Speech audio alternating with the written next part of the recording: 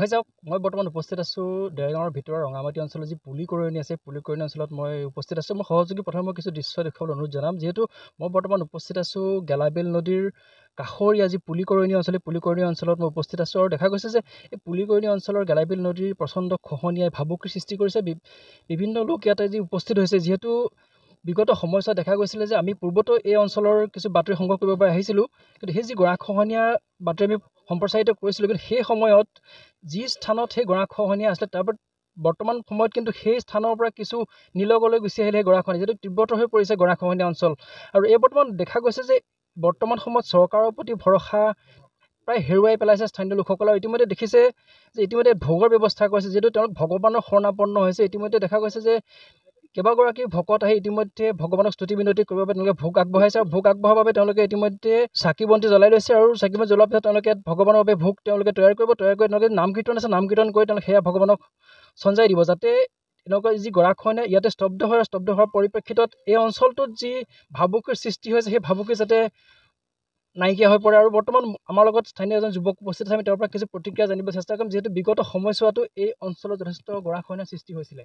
চাওক, আমি অনুসূচিত যে যুৱ ছাত্ৰ পৰিষদে গোলাঘাট জিলা সমিতিয়ে আগৰ পৰাই আচলতে এই গৰাখহনীয়া সমস্যাটোক লৈ লাগি আছোঁ। মন্ত্ৰী বিধায়কক অনুৰোধ জনাই আছোঁ, সদায় অনুৰোধ জনাই থকা হৈছে।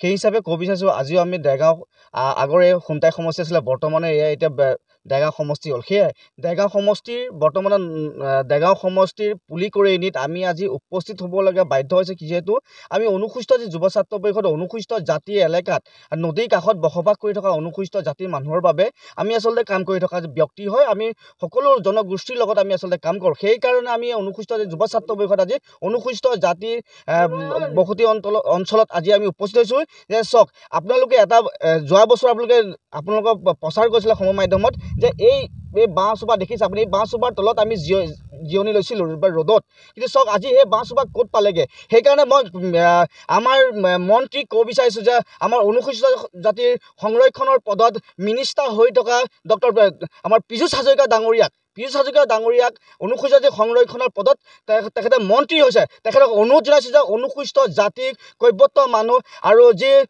নদীৰ কাষত বসবাস কৰি থকা সেই মানুহখিনিক যে নদীৰ বুকুত যা গৈছে মাটি, হাজাৰ বিঘা মাটি, কৃষিভূমি মাটি নদীৰ বুকুত গৈছে, কিয় তেখেতলোকে জিঅ' বেগ দিবৰ কাৰণে কিয় তেখেতলোকে চেষ্টা নকৰে, তেখেতলোকে কিয় পাকুবান দিবৰ কাৰণে চেষ্টা নকৰে। যে অনুসূচিত জাতিক সংৰক্ষণৰ পদত তেখেতলোকে মন্ত্ৰী MLA বিধায়ক হৈ তেখেতলোকৰ বেংক বেলেঞ্চৰ পৰা প্ৰপাৰ্টি গোটাব পাৰে, কিন্তু অনুসূচিত জাতিৰ নদীৰ কাষত বসবাস কৰি থকা মানুহখিনিৰ কাৰণে কিয় চিন্তা নকৰে। এই বিষয়টোক লৈ আমি অনুসূচিত জাতি যুৱ ছাত্ৰ গোলাঘাট জিলা সমিতি সৰব হৈ উঠিছোঁ। ইয়াত আমি আৰু কেইটামান দিনৰ ভিতৰত যদিহে তেখেতলোকে ইয়াত জিঅ' বেগ দিয়াৰ ব্যৱস্থা নকৰে, কিন্তু আমি নদীৰ কাষত আমি অনুসূচিত যুৱ ছাত্ৰ বিভিন্ন দল সংগঠন আৰু বিভিন্ন ৰাজ্যক লগত লৈ কিন্তু আমি ইয়াত প্ৰতিবাদী কাৰ্যসূচী ল'ম। 24 ঘণ্টা কি 36 ঘণ্টা কি 42 ঘণ্টা কি 100 ঘণ্টাও আমি ইয়াত কিন্তু প্ৰতিবাদী কাৰ্যসূচী ল'ম।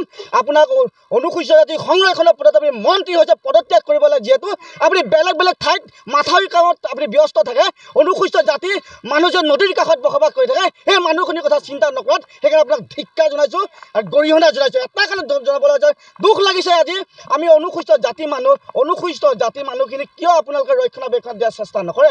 সেইকাৰণে মই মুখ্যমন্ত্ৰী ডাঙৰীয়াক অনুৰোধ জনাইছোঁ, আপোনাক বেয়াকৈ ক'ব ইচ্ছা নাই, সেইকাৰণে আপোনাক মই অনুৰোধ জনাইছোঁ যে নদীৰ কাষত বসবাস কৰি থকা খুমটাই সমষ্টি, আগৰ আছে এটা দেৰগাঁও সমষ্টি, বোকাখাট সমষ্টি দুয়োপাৰে জিঅ' বেগ দিয়াৰ ব্যৱস্থা কৰিবৰ কাৰণে অনুৰোধ জনাইছোঁ। নিশ্চয়কৈ দেখা গৈছে তেনেদৰেই ক্ষোভিত হৈ পৰিছে স্থানীয় একাংশ লোক। আৰু এগৰাকী ভকত আছে, যিহেতু তেখেতে ভোগ আগবঢ়াইছে, তেখেতৰ পৰা জানিবলৈ কিছু চেষ্টা কৰিম। যিহেতু আপোনালোকৰ এই বৃহত্তৰ অঞ্চলটো গৰাখহনীয়া কলত পৰিছে, কি ক'ব? আজি ভোগ আগবঢ়াইছে ধৰক তেওঁ জলচয় মাটি কিবা শান্তি দিয়ে বুলি ধৰক ঘৰ দুৱাৰ আছে ওচৰত, খেতিপথাৰ মাটি বাৰী নষ্ট হৈছে কাৰণে তেখেতক জনাব খোজো যে আমাক সুবিধা কৰি দিব লাগে, এইজনে প্ৰাৰ্থনা। নিশ্চয়কৈ দেখা গৈছে এনেকৈ এতিয়া ভীতিগ্ৰস্ত হৈ পৰা লোকসকলে ভগৱানৰ শৰণাপন্ন হৈছে। তেওঁলোকে আশা কৰিছে যে অতি শীঘ্ৰে চৰকাৰে বিহিত ব্যৱস্থা গ্ৰহণ কৰক আৰু ব্যৱস্থা গ্ৰহণ কৰাৰ পাছত এই যি গৰাখহনীয়াৰ সমস্যা, এই সমস্যা তেওঁলোকে সমাধান কৰি এক প্ৰশস্ত পথ তেওঁলোকে ব্যৱহাৰ কৰক।